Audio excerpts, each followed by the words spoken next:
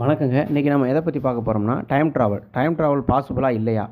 ஒரு நம்ம எதிர்காலத்துக்கு போக முடியுமா முடியாதா? இல்லை ஆல்ரெடி கடந்த காலத்துக்கு நம்ம போக முடியுமா முடியாதா என்றதுக்கு அன்னைக்கு ஆல்பர்ட் ஐன்ஸ்டீன் தன்னுடைய கோட்பாடை அவர் தெரிவிச்சுட்டு போயிட்டார். அவர் என்ன சொல்லிட்டாருன்னா, ஃப்யூச்சருக்கு மட்டும் தான் போக முடியும், பாஸ்ட்டுக்கு போக முடியாது அப்படின்னு சொல்கிறார். எதிர்காலத்துக்கு தான் போக முடியும். அது ஒரு தியரியை ட்வின் தியரின்னு சொல்கிறார். ஒரு 2 குழந்தைகள் பிறக்கும்போது ஒரு குழந்தைய பூமியில் விட்டுட்டு இன்னொரு குழந்தைய ஸ்பேஸுக்கு அனுப்பும்போது அவர் ஸ்பேஸுக்கு போய் திருப்பி வர டைம் கம்மியாக இருக்கும். அவர் ஃப்யூச்சரில் வருவார், இங்கே இருக்கிற வயசாகிருக்கும் அப்படின்னு சொல்லி அவருடைய தியரியை எக்ஸ்பிளைன் பண்ணுறாரு. ஸோ இந்த தியரி படி ஃப்யூச்சருக்கு போகலாம், ஆனால் பாஸ்ட்டுக்கு போக முடியாது அப்படின்னு சொல்லி அவர் தெளிவாக சொல்லியிருக்காரு.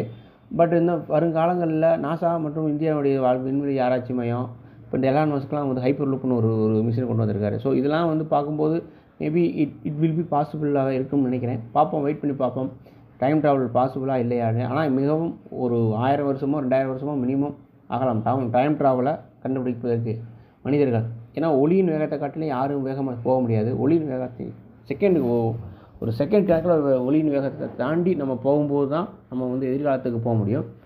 ஒளியின் வேகத்தை மிஞ்சுவதற்கு இன்னும் எந்த ஒரு மிஷினும் நம்ம இதுவரைக்கும் கண்டுபிடிக்கலை. ஃப்யூச்சரில் மேபி வெயிட் பண்ணி பார்ப்போம்.